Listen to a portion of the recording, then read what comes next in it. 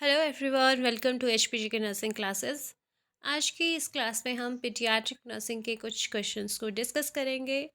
आगे से हम जो हैं सभी सब्जेक्ट वाइज क्वेश्चंस डिस्कस करेंगे। सो आपको रेगुलर बेसिस पे हमारी वीडियोस को देखते रहना है ताकि आपकी आने वाले एग्ज़ाम्स तक अच्छी प्रिपरेशन हो जाए। स्टार्ट करते हैं। हमारा फर्स्ट क्वेश्चन है, what is the ideal temperature of the newborn resuscitation room. Question में पूछा गया है कि आइडल टेम्परेचर कितना रहना चाहिए एक न्यू बॉर्न रिससिटेशन रूम का। ऑप्शंस हैं 37 से लेके 39 डिग्री सेल्सियस, 32 से लेके 34 डिग्री सेल्सियस, या 28 टू 30 डिग्री सेल्सियस, या फिर 25 टू 27 डिग्री सेल्सियस। आपको सिंपल सा याद रखना है, जो रूम टेम्परेचर होता है उसी टेम्परेचर पे न्यू बॉर्न रिससिटेशन रूम का टेम्परेचर सेट किया जाता है। Option D is the right answer. 25 to 27 degree Celsius जो है रूम का टेम्परेचर होना चाहिए। एक न्यू बॉर्न रिससिटेशन रूम का टेम्परेचर इतना रहना चाहिए। नेक्स्ट बात करते हैं। नेक्स्ट क्वेश्चन है हमारा, which is the ideal route for administration of drug during new born resuscitation. Question में पूछा गया है आइडियल रूट कैसा होना चाहिए एडमिनिस्ट्रेशन का। जो भी हम ड्रग एडमिनिस्ट्रेशन करते हैं उसका रूट क्या रहता है जब न्यू बॉर्न रिससिटेशन कर रहे होते हैं। Endotracheal, umbilical artery, umbilical vein, या intraosseous. Option C is the right answer. Umbilical vein में जो है ड्रग्स को एडमिनिस्टर किया जाता है ड्यूरिंग न्यूबॉर्न रिससिटेशन। देखिए, ये जो सिंगल लाइन क्वेश्चंस होते हैं काफ़ी टाइम्स पूछे जाते हैं और पूछे भी गए हैं। इसलिए आपको याद रखनी है ये सारी जो भी क्वेश्चंस हैं, जितनी भी बातें आपको बताई जाती हैं, ये सभी इम्पॉर्टेंट होती हैं। नेक्स्ट क्वेश्चन है, in neonatal resuscitation are seldom needed to stimulate the heart, increase tissue perfusion and restore acid base balance। देखिए, जब हम न्यूनेटल रिससिटेशन कर रहे होते हैं तो जो न्यू बॉर्न है उसका हार्ट जो है उसे स्टिमुलेट करने के लिए, उसके टिश्यूज़ परफ्यूज़न को इंक्रीज़ करने के लिए और एसिड बेस बैलेंस को रिस्टोर करने के लिए हम क्या यूज़ करेंगे।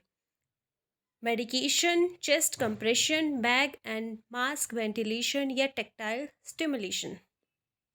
देखिए, आपने पढ़ा होगा न्यूनेटल रिससिटेशन में हम एक ड्रग का यूज़ करते हैं जिससे जो बच्चा होता है उसके हार्ट रेट जो होती है वो स्टिमुलेट होती है, उसका टिश्यू परफ्यूज़न इंक्रीज़ होता है। याद रखना है कि मेडिकेशन जो है हम न्यूनेटल रिससिटेशन में यूज़ करेंगे। ठीक है, तो option A is the right answer. Next question है हमारा, the first medication that may be required in the resuscitation of baby with prolonged birth asphyxia is.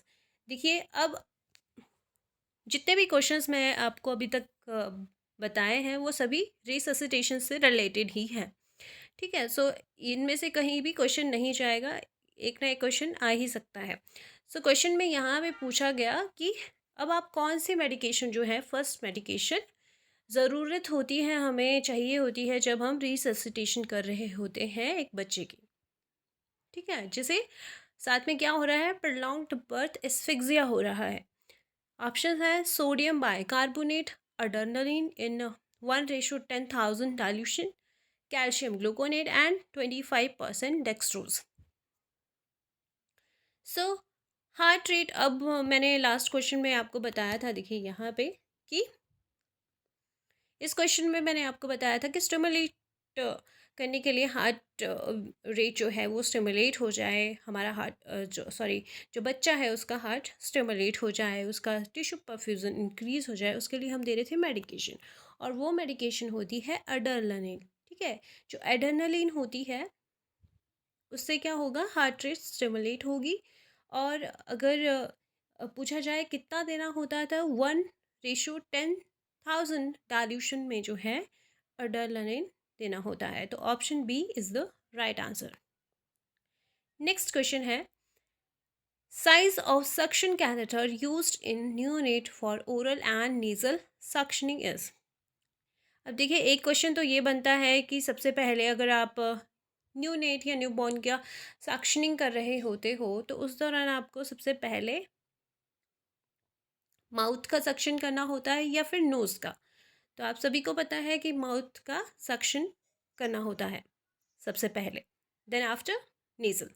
सो यहाँ पे अब क्वेश्चन में पूछा गया है कि जो सक्शन कैथेटर है उसका साइज़ क्या रहेगा, 8 फ्रेंच, 12 फ्रेंच, 14 फ्रेंच या फिर 16 फ्रेंच। तो जो सक्शन कैथेटर का साइज़ रहता है वो रहता है 8 French. So right answer is the A. New net के लिए जब आप सक्शन कैथेटर यूज़ में लेते हैं तो 8 फ्रेंच का वो होना चाहिए। नेक्स्ट क्वेश्चन है हमारा, during resuscitation shoulder roll is placed under baby shoulder.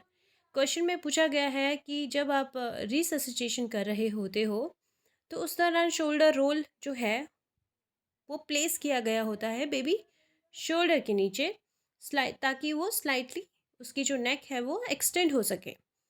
अब ऐसा क्यों करते हैं? This is because option A, it brings posterior pharynx, larynx and trachea in a line. Option B, facilitate drainage from mouth. Option C, more amount of air will pass. या option D, it promote inspiration and expiration. देखिए, अगर shoulder roll को place किया जाए baby के shoulder के नीचे ताकि स्लाइटली वो एक्सटेंड हो जाए उसकी नेक, इसलिए हम क्या कर रहे हैं, शोल्डर रोल को प्लेस कर रहे हैं। जब उसका नेक जो है वो एक्सटेंड होगा तो उस दौरान जो फेरिंग्स है, लैरिंग्स है और ट्रैकिया है वो एक लाइन में आ जाते हैं और इजीली जो है बच्चे को इंटूबेट कर सकते हैं। ठीक है, ईटी ट्यूब की अगर एंडोट्रैकियल ट्यूब इंटूबेशन करना है तो वो इजीली हो जाएगा। तो option A is the right answer, ताकि posterior pharynx, larynx and trachea जो है वो एक लाइन में आ जाए। नेक्स्ट क्वेश्चन है, among the following identify the features that is not expected in full term new born baby. Question में पूछा गया है कि जो एक full term new born baby होता है उसमें कौन से फीचर्स नहीं होंगे, एक को छोड़ के बाकी सभी फीचर जो है full term new born baby के हैं। Option A, creases cover sole, उसके जो सोल है वहाँ पे क्रीजेस देखने को मिलेंगी, कवरिंग होगी। Well pigmented pendulous scrotum. Option C, pinna firm stand erect from head. Option D, breast nodule 1 to 2 mm। So आप सभी को पता है कि एक फुल टर्म जब बच्चा होता है तो उसके सोल हो गया, हैंड हो गया, पाम, तो इनमें जो है क्रीजेस प्रेजेंट होती हैं और पिना भी फर्म होता है ना।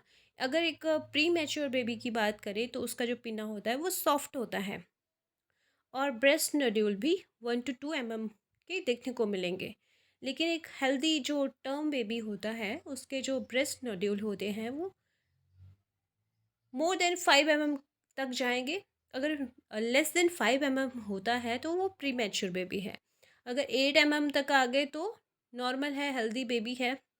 ठीक है, so option D is the is not expected in full term newborn baby, है ना। तो ऑप्शन डी है जो है वो राइट आंसर रहेगा यहाँ पे।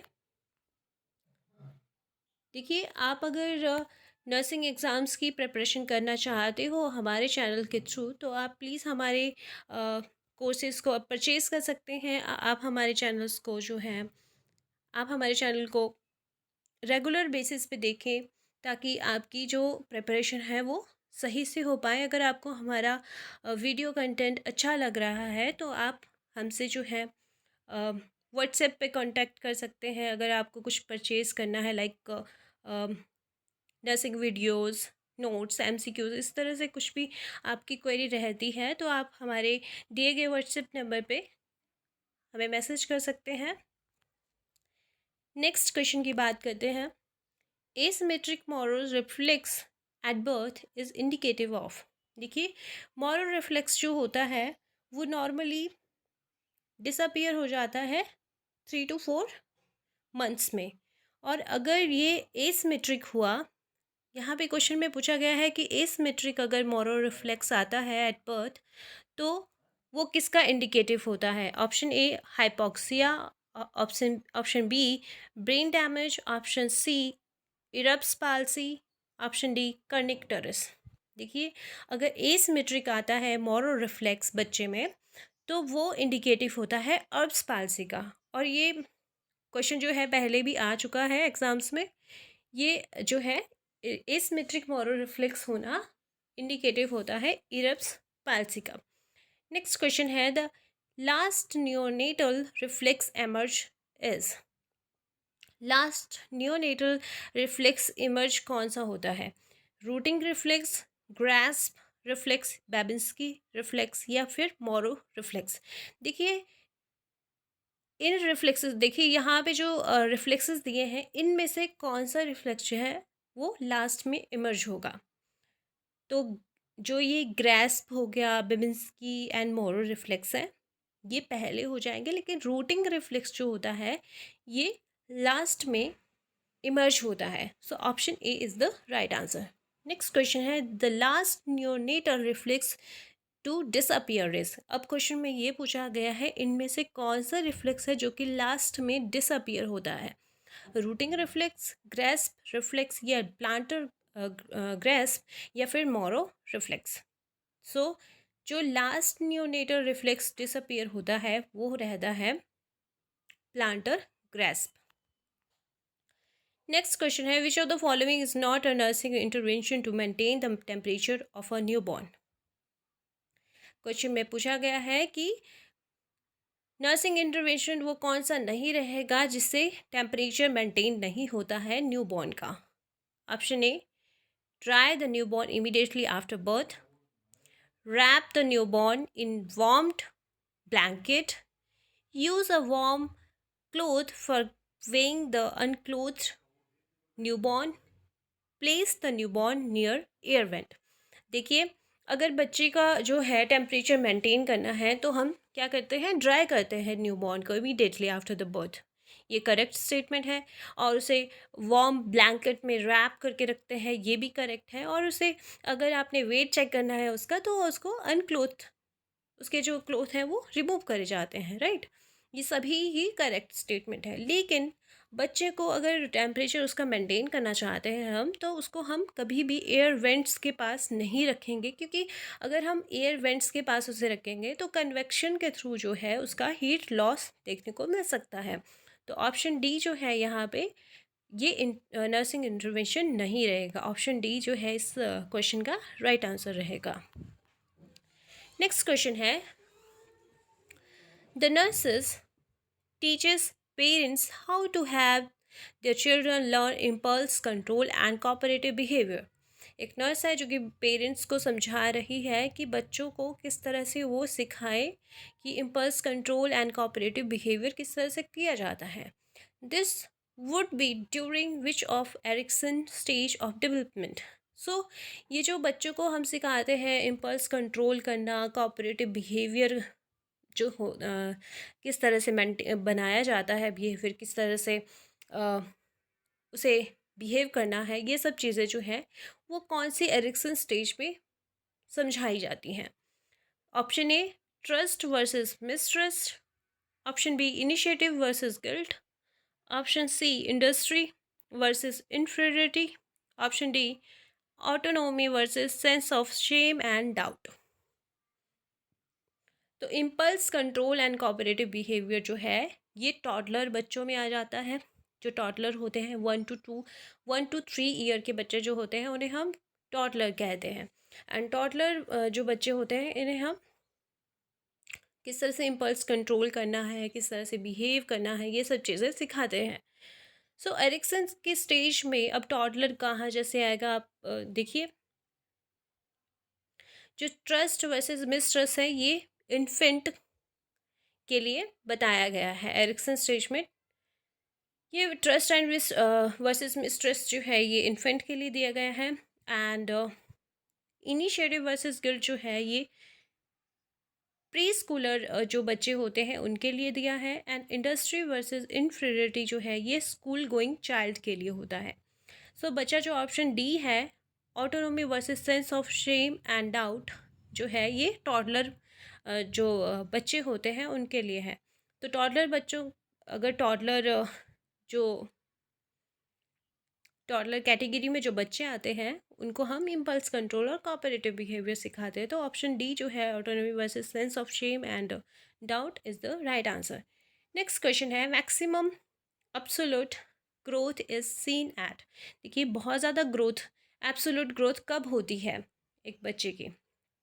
0 to 3 year, 3 to 5 year, 5 to 10 year, या 14 to 16 year. So maximum absolute growth जो होती है ये आपको कमेंट करके हमें बताना है कि कब एब्सोल्यूट ग्रोथ जो है देखने को मिलती है। नेक्स्ट क्वेश्चन है, all are the characteristics of term baby except. जितनी भी है करेक्टरिस्टिक्स दी गई वो सभी टर्म बेबी की है, एक को छोड़ के। Well curved pinna reaching up to the periphery, no deep creases in the sole, pigmented and pendulous scrotal sac, silky hair, individual hair strands can be made out। देखिए मैंने आपको एक क्वेश्चन में बताया था कि जो टर्म पे पैदा हुए होते हैं बच्चे, जो टर्म बेबी होते हैं, उनके सोल में, उनके पाम में जो है क्रीजेस प्रेजेंट होती हैं। ठीक है, तो यहाँ पे इजीली आप फाइंड आउट कर सकते हो कि यहाँ पे इन्होंने बोला कि no deep creases in the sole. तो ये तो बिल्कुल ही इनकरेक्ट स्टेटमेंट होगी, राइट। सो ऑप्शन बी जो है इसमें करेक्टरिस्टिक्स नहीं रहेगी एक टर्म बेबी की। ये अगर नो डीप क्रीजेस अगर बताया जाता है कि डीप क्रीजेस नहीं होती है, ये क्रीजेस प्रेजेंट ही ना हो, तो वो डाउन सिंड्रोम का बच्चा होता है, उसे डाउन सिंड्रोम होगा। ठीक है, ऑप्शन बी जो है ये एक करेक्टरिस्टिक्स नहीं मानी जाएगी टर्म बेबी की। Option B is the right answer. Next question है, what is the most common complication for which a nurse must monitor preterm infant. Most common complication जो है वो कौन सी प्री टर्म इन्फेंट्स में monitor करी जाती है? अब प्री टर्म बच्चे जो हैं, जो कि 37 वीक से पहले ही बॉर्न हो चुके हैं, उनमें कौन सी कॉम्प्लिकेशन बहुत ज़्यादा देखने को मिलती है? Haemorrhage, respiratory distress, brain damage, या एस्पिरेशन ऑफ म्यूकस। तो आप सभी को पता है कि बहुत ज़्यादा देखने को मिलने वाली जो कॉम्प्लिकेशन है प्री टर्म इन्फेंट्स में, वो देखने को मिलती है रेस्पिरेटरी डिस्ट्रेस। रेस्पिरेटरी डिस्ट्रेस क्यों होगा? क्योंकि जो प्री टर्म बच्चे होते हैं उनमें सर्फेक्टेंट की डेफिशिएंसी होती है। सर्फेक्टेंट जो है वो इनसफिशिएंट अमाउंट में होता है, जिसमें कि सर्फेक्टेंट में पूछा जाए कि क्या होता है, तो उसमें लेसिथिन एंड स्फिंगोमाइलिन प्रेजेंट होता है। प्रोटीन एंड लिपिड जो है वो प्रेजेंट होते हैं, जो कि एल्वोलाइज की सरफेस टेंशन को डिक्रीज करते हैं, उन्हें कोलैप्स नहीं होने देते हैं। नेक्स्ट क्वेश्चन है, guidelines for toilet training readiness are. तो टॉयलेट ट्रेनिंग रेडीनेस में क्या क्या गाइडलाइंस आती है? पेरेंटल, साइकोलॉजिकल, मेंटल, या फिर ऑल ऑफ द अबव। तो याद रखना है, टॉयलेट ट्रेनिंग की रेडीनेस के लिए गाइडलाइंस जो है ये ऑल ऑफ दीज जो है वो रहती है, parental, psychological and mental readiness. Next question है, according to Piaget theory 6 month old infant demonstrate. Question में जीन पेजेट की थ्योरी दी है। जीन पेजेट जो थे उन्होंने कॉग्निटिव थ्योरी दी थी। ठीक है, कॉग्निटिव थ्योरी जो थी वो जीन पेजेट ने दी थी, और इन्होंने कहा कि इनके अकॉर्डिंग, ठीक है, जीन पेजेट के अकॉर्डिंग जो 6 month का बच्चा होता है वो डेमोन्स्ट्रेट करके क्या शो करता है? नेगेटिविज्म, ट्रांसडक्टिव रीजनिंग, इमिटेशन, या beginning of object performance. So 6 month old infant जो होता है उसे जब हम डेमोस्ट्रेट करवाते हैं या वो डेमोस्ट्रेशन लेता है तो उस दौरान उसे पता चलता है किसी भी ऑब्जेक्ट की किस तरह से वो कोई ऑब्जेक्ट है उसका क्या परफॉर्मेंस है, ये सब चीज़ें जो है बिगनिंग ऑफ ऑब्जेक्ट परफॉर्मेंस उसे एट 6 मंथ में पता चलता है। So option D is the right answer. Next question है, in the stage of growth and development the infancy extend from. So infancy आप कब बोलते हो? Birth to 4 week, birth to 1 year, 4 week to 1 year, या फिर 1 year to 3 year. So infancy जो है infant हम कब कहेंगे? इन्फेंट कहते हैं हम 4 वीक से लेके 1 ईयर के बच्चे को इन्फेंट कहा जाता है। नेक्स्ट क्वेश्चन है, importance of play therapy during infancy is. जो प्ले थेरेपी करवाते हैं इन्फेंट बच्चे को, जो इन्फेंट होता है इन्फेंसी, ड्यूरिंग इन्फेंसी जो भी हम प्ले थेरेपी करवाते हैं उसकी इम्पोर्टेंस क्या रहती है, क्यों करवाते हैं हम? Physical development, social development, psychological development, या फिर इमोशनल डेवलपमेंट? तो इम्पॉर्टेंस ये है कि बच्चे में क्या होगा, इन्फेंसी के दौरान जो हम उसे प्ले करवाएंगे उससे फिज़िकल डेवलपमेंट बच्चे में होती है। Option A is the right answer. Next question है, Asperger syndrome is a. Asperger syndrome जो है वो न्यूरो मस्कुलर डिसीज है, या फिर डीजनरेटिव डिसऑर्डर है, या डेवलपमेंटल डिले, या मेटाबॉलिक डिसऑर्डर? तो एस्पर्जर सिंड्रोम जो है एक डेवलपमेंटल डिले है। इसके एग्जाम्पल में ऑटिस्टिक जो होता है बच्चों में, ऑटिस्टिक आपने पढ़ा होगा जो कि अपने ही इमेजिनरी वर्ल्ड में रहता है, इमेजिनेशन में रहता है बच्चा। तो डेवलपमेंट डिले जो है वो एस्पर्जर सिंड्रोम का ही एक एस्पर्जर सिंड्रोम जो है एक डेवलपमेंटल डिले का एग्जाम्पल है, एंड ऑटिस्टिक्स से आप समझ सकते हो। नेक्स्ट है ऑटिस्टिक्स या फिर ऑटिज्म कह लीजिए। नेक्स्ट क्वेश्चन है, toilet training need to be initiated at the age of. अब क्वेश्चन में आया है कि टॉयलेट ट्रेनिंग जो है वो कब स्टार्ट कर देनी चाहिए? 15 मंथ, 18 मंथ, 20 मंथ, या फिर 24 मंथ्स?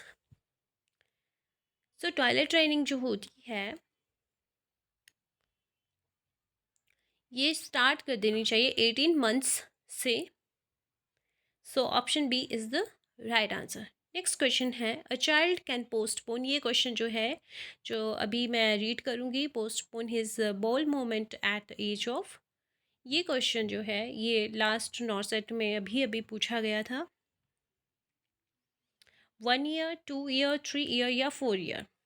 पोस्टपोन कब कर सकता है बच्चा अपनी बॉल मोमेंट को पोस्टपोन कर देगा? 1 ईयर, 2 ईयर, 3 ईयर, या 4 ईयर? सो पोस्टपोन जो है वो 2 ईयर का बच्चा अपनी बॉल मोमेंट को स्टॉप कर सकता है, पोस्टपोन कर सकता है। Option B is the right answer. Next question है, voluntarily palmar grasp appear at what as?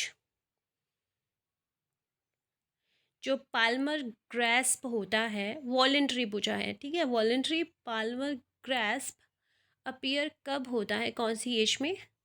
Options है 28 वीक्स, 20 वीक्स, 12 वीक्स, या at birth?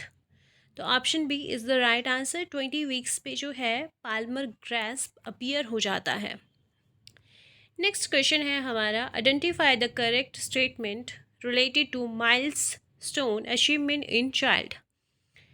So correct statement जो है आपने चेक करनी है यहाँ पे कौन सी करेक्ट स्टेटमेंट है और कौन सी इनकरेक्ट है, कि जो माइलस्टोन है बच्चों में आना चाहिए, कौन सी एज में होना चाहिए, वो उनमें से देखना है कौन सी करेक्ट स्टेटमेंट है, कौन सी नहीं है।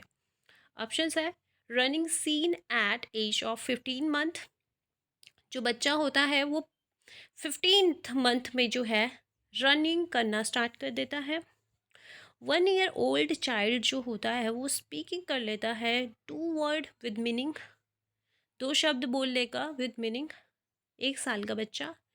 और मंथ का बच्चा जो है वो अपनी मदर को रिकॉग्नाइज कर लेता है, पहचान लेता है। यहाँ पे जो फर्स्ट स्टेटमेंट दी है कि 15th मंथ का जो बच्चा होता है वो रन कर लेता है, ये करेक्ट है। एंड 1 साल का बच्चा जो है वो 2 वर्ड विथ मीनिंग बोल लेता है, ये भी करेक्ट है। और 3 मंथ का जो बच्चा होता है वो अपनी मदर को रिकॉग्नाइज कर लेता है, ये स्टेटमेंट भी सही है। तो option D is the right answer. Next question है, एक चाइल्ड है जो कि look at self in a mirror, अपने आप को मिरर में देख रहा है, कौन सी एज में वो दिखेगा अपने आप को? 1 मंथ, 2 मंथ, 4 मंथ या 6 मंथ? ऑप्शन में 5 आता तो आप 5 भी कर सकते हो, ऑप्शन में अगर 6 आए तो आप 6 भी कर सकते हो। 6 month, option D is the right answer. 6 month में जो है बच्चा अपने आप को मिरर में देखना स्टार्ट कर देता है। नेक्स्ट क्वेश्चन है, taste perception of a baby develop at, जो टेस्ट परसेप्शन होती है बच्चे में कब डेवलप हो जाती है, कब उसे टेस्ट का पता चल जाएगा? एट बर्थ, 3 मंथ, 6 मंथ या 9 मंथ? एट बर्थ जो है टेस्ट परसेप्शन बच्चे में डेवलप हो जाती है। नेक्स्ट क्वेश्चन है, what is the best and most accurate method of measuring the medication dosage for infant and children? Question में पूछा गया है best and most accurate method कौन सा रहेगा मेडिकेशन जो हम बच्चों में देते हैं, मेडिकेशन की डोज जो होती है उसे मेज़र करने का इन्फेंट एंड चिल्ड्रंस में बेस्ट मेथड क्या रहेगा? वेट को देख के मेज़र करना चाहिए या हाइट को, या नोमोग्राम या weight and height? Best and most accurate method जो रहता है डोज को मेज़र करने का इन्फेंट एंड चिल्ड्रंस के, उनके वेट के अकॉर्डिंग जो है हम डोज जो है वो सेट करते हैं। नेक्स्ट क्वेश्चन है, for assessing the gestational age of pre term infant the nurse should be, आप क्या करना चाहते हो, असेस करना चाहते हो gestational age pre term infant की, तो नर्स को क्या करना चाहिए? पाल्मर क्रीजेस को देखना चाहिए, रिफ्लेक्स की स्टेबिलिटी को देखना चाहिए, ब्रेस्ट बड साइज को देखना चाहिए, या फिर हेड टू टो लेंथ को चेक करना चाहिए? तो इन्फेंट जो है प्री टर्म इन्फेंट, उनमें जो है मैंने बताया था पाल्मर क्रीजेस एब्सेंट किस में देखने को मिलेंगी? डाउन सिंड्रोम वाले बच्चे में। रिफ्लेक्स स्टेबिलिटी से जो है नहीं देख सकते हैं क्योंकि रिफ्लेक्सेस प्रेजेंट होते ही हैं सभी almost. And breast bud size मैंने आपको बताया था कि प्री टर्म बच्चे में जो है 5 mm से बिलो अगर ब्रेस्ट बड साइज़ होगा तो वो प्री टर्म बच्चा होगा। Option C is the right answer. Next question है, as per Erikson stage of development child take decision at the age of, जो एक बच्चा होता है एरिक्सन स्टेज के अकॉर्डिंग एक बच्चा जो है वो डिसीज़न कब लेना स्टार्ट कर देता है, कौन सी एज में वो अपने डिसीज़न खुद लेगा? 3 साल का बच्चा, 5 साल का, 7 साल का या फिर 9 साल का? तो आप सभी को पता है कि छोटे छोटे बच्चे जो होते हैं वो अपने ड्रेसेस खुद ही चूज़ कर रहे होते हैं, खुद ही अपने शूज़ को बता रहे होते हैं। तो 3 साल के जो बच्चे होते हैं वो खुद का डिसीज़न खुद से लेते हैं। नेक्स्ट क्वेश्चन है, which assessment data alert the nurse to suspect shaken baby syndrome? Shaken baby syndrome जो है इसमें क्वेश्चन में पूछा गया है कि डाटा जो भी आप असेसमेंट कर रहे हो उसमें से कौन सा डाटा अलर्ट करेगा नर्स को कि इसको शेकन बेबी सिंड्रोम हो चुका है? Preterm baby, lack of stridor and adventitious breath sound, previous episode of apnea which last for 10 to 15 second, या फिर प्रीवियस एपिसोड ऑफ सीजर। जो बच्चे जो है जिनमें लैक ऑफ स्टिडॉर या एडवेंटिशियस ब्रेथ साउंड आपको देखने को मिले वो बच्चे जो है शेकन बेबी सिंड्रोम के सस्पेक्ट होते हैं। नेक्स्ट है, when caring for an infant, ये जो लास्ट क्वेश्चन है शेकन बेबी सिंड्रोम इसका राइट आंसर रहेगा बी। नेक्स्ट क्वेश्चन है, when caring for an infant during cardiac arrest which pulse must be palpated to determine cardiac function. Question में पूछा गया है, जब आप एक इन्फेंट की केयर कर रहे होते हो कार्डिक अरेस्ट के दौरान, कौन सी पल्स जो है आपको पाल्पेट करनी होती है जिससे आप डिटरमाइन कर सके कि कार्डिक फंक्शन प्रॉपरली हो रहे हैं कि नहीं। कैरोटिड, ब्रेकियर, पेडल या फिर रेडियल। ये क्वेश्चन भी 2021 में जो है पूछा गया था। इन्फेंट में जो है during cardiac arrest brachial pulse को आपको चेक करना होता है। Option B is the right answer. Next question is, an infant is born outside the labour room. एक इन्फेंट है जो कि लेबर रूम के बाहर ही बॉर्न हो गया है। अब नर्स जो है उसका फर्स्ट एक्शन क्या रहेगा? What should the nurse do first? Option A, tie and cut the umbilical cord, या फिर establish an airway for the newborn, ascertain the condition of uterine fundus, arrange transport for mother and infant to the birthing unit। सोचिए क्या होगा इसका answer. देखिए, जब भी कभी इस तरह का कोई क्वेश्चन आए और उसमें आपको बताया गया हो कि एयरवे जो है वो मेंटेन करना है, एस्टैब्लिश करना है, तो आपको उसकी प्रायोरिटी के हिसाब से चलना होगा। तो आपको इसका राइट आंसर जो है establish an airway for the newborn. ठीक है, बच्चे का जो एयरवे है उसे मेंटेन करना होगा, पहली प्रायोरिटी आपकी ये रहेगी। Option B is the right answer. Next question is, premature closure of sagittal suture. अगर सजाइटल सूचर का प्री मैच्योर क्लोजर हो जाता है तो उससे आप क्या कहते हो? स्केपोसिफेली, ऑक्सीसिफेली, एक्रोसिफेली या एननसिफेली। प्रीमैच्योर क्लोजर अगर सजाइटल सूजर का हो जाता है तो उसे कहा जाता है स्केपोसिफेली। नेक्स्ट क्वेश्चन है, premature closure of coronal suture is known as. अगर कोरोनल सूचर का प्रीमैच्योर क्लोजर हो जाता है तो उसे क्या कहा जाएगा? Albert syndrome, Apert syndrome, neurofibromatosis या ट्रेकोमा। कोरोनल सूचर अगर जल्दी क्लोज हो जाते हैं, प्रीमैच्योर क्लोजर हो जाता है तो उसे कहा जाता है अपर्ट syndrome. Next question is, the average length of normal newborn baby is. जो एवरेज लेंथ होती है नॉर्मल न्यूबॉर्न बेबी की वो कितनी रहती है? 45 सेंटीमीटर, 43 सेंटीमीटर, 50 सेंटीमीटर या 35 सेंटीमीटर। तो एक एवरेज जो रहती है नॉर्मल न्यूबॉर्न बेबी की वो रहती है 50 centimetre. Option C is the right answer. आज की वीडियो का लास्ट क्वेश्चन है हमारा, sunset eye sign seen in the following condition: pyloric stenosis, hydrocephalus, tetralogy of Fallot या सीजर। सनसेट आई साइन जो है ये देखने को मिलता है हाइड्रोसेफेलस में।